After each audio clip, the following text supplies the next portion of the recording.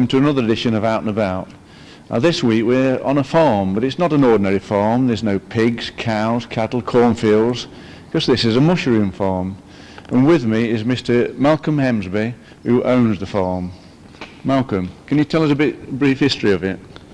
Yes, that's very easy. We were invited to come here in 1981 by friends of mine who had recently at the time bought the farm.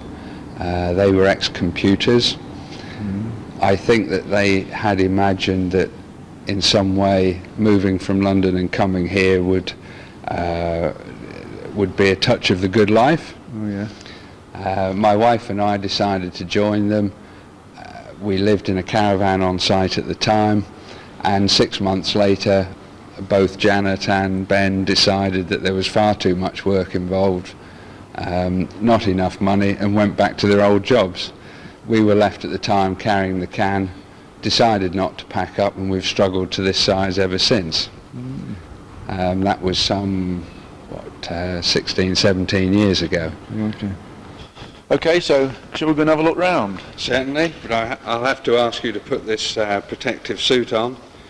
We are in the food business and hygiene is of paramount importance. So if you put that on, I'll go and get one for myself.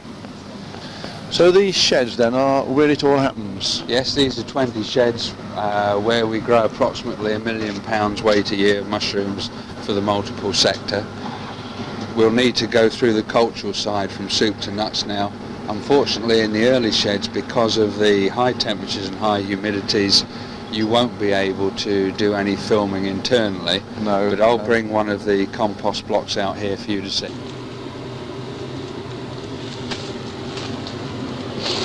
So that actually is a block of compost?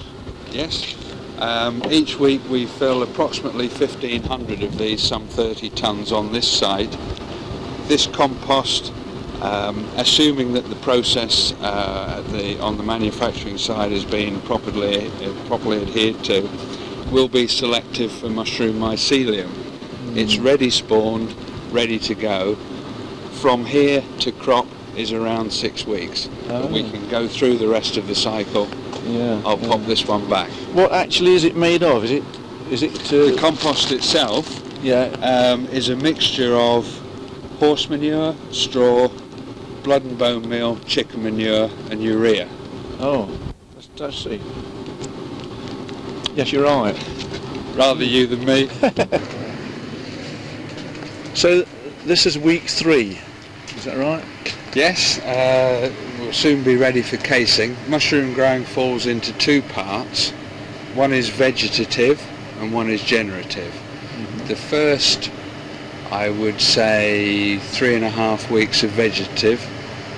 This is when the mushroom mycelium is colonising the compost, ready to extract the nutrients from the compost and create mushrooms. We carefully control temperatures and humidities all through the cycle, but it's particularly critical at this stage. The bags that you can see on top of the compost now are what we call casing soil. That's a mixture of peat and chalk or sugar beet lime. Very high moistures, between 75 and 80% moisture. This is put on top of the compost to allow us to control the microclimate where we form mushrooms. So this is week 5 in the cycle. Still hardly a sign of a mushroom. You will see a little bit of mushroom tissue in here.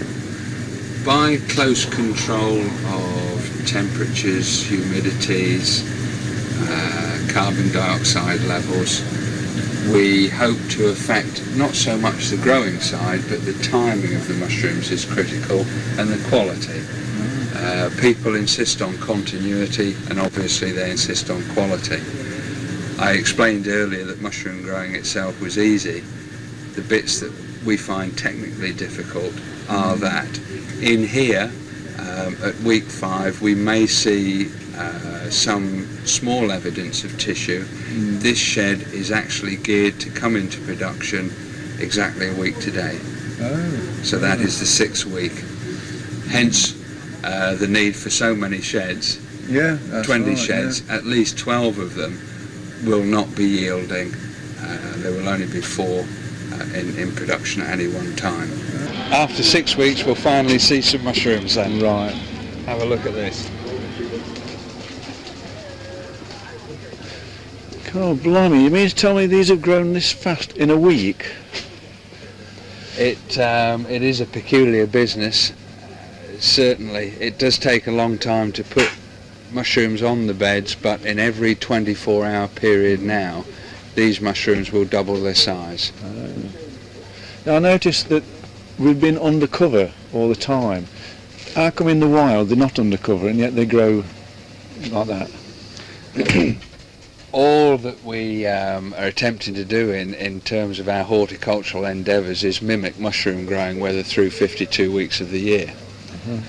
Hence we create a cover, a small area in which we can create or mimic those conditions. If you think carefully about when you see mushrooms in the wild, which is normally spring and autumn, where you have light winds, high humidities and a closeness between day and night temperatures, for 52 weeks of the year that's all we're doing undercover. Hence that's what we need to do. Lovely. It reminds me, talking of being undercover and outside, we once hired a lady on the phone, told her we wanted to pick mushrooms. She turned up in Wellington boots and a wetsuit, looking at the open field and saying, well, where are they then? So you're Sue? I am. And you're on your own time? Some days. Do you earn good money at it then? I do. Do you really? Yeah. What hours do you work? 4:30 till 2:30. 4:30 till 2:30? Yeah. What, every day? Except for Saturdays, 6 Except days. Saturday. Yeah. And how long have you been doing it then? About 10 years. The same 10 years again? Yeah. And do you like mushrooms? Not really. No. No. How long have you been doing it then? Oh, me? Oh, I don't know, 9 years. About 9 years. Yeah. Have you ever cut yourself? No. No, I don't know. Too careful. You're too careful with it, yeah. Yeah. Right, we'd like to introduce you to Mavis, who is a quality control and training supervisor. Mavis, what actually do you do?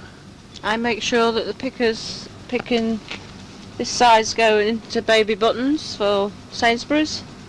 Oh, and yeah. if there's anything this size will go into Sainsbury's standard. Anything over 50ml goes into a £3 box, and that would be too large for Sainsbury's. So you've got baby buttons, Sainsbury's standard, and they would go into £3 boxes because they're too large. I noticed, Malcolm, there's some peculiar shapes in here. Why is that? This is week 2 of picking. One of the main problems that we suffer with is airborne spores, freely occurring spores. If you bring these spores into a shed and couple them up with the conditions that we create to grow mushrooms, we have a food source, we have moisture, and we have amenable temperatures, we're quite able to grow mushrooms, but also airborne spores are capable of coming in the shed. This is a very, very good situation for them to be in. We attempt to control the spread of disease without the use of chemicals. So you will see here some examples of what is commonly a soil-borne spore, verticillium. That particular thing is mycogony or wet bubble. We also suffer from a disease which is prevalent in the industry and does affect yield quite badly, called cobweb, which is exactly what it says it is.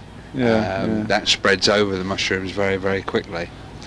So we do have an increasing level of disease towards the end of the crop, which does affect yield, but hopefully not to any great extent. So you'll appreciate that a great deal of hard work goes into putting product on the beds through careful control through the first 6 weeks, and then manipulating the crop for a period of 3 or 4 weeks after that. But it doesn't matter how clever we are in terms of creating crop unless it's picked right, the quality is right, the timing's right, and the grading's right, and it's packed right and delivered out.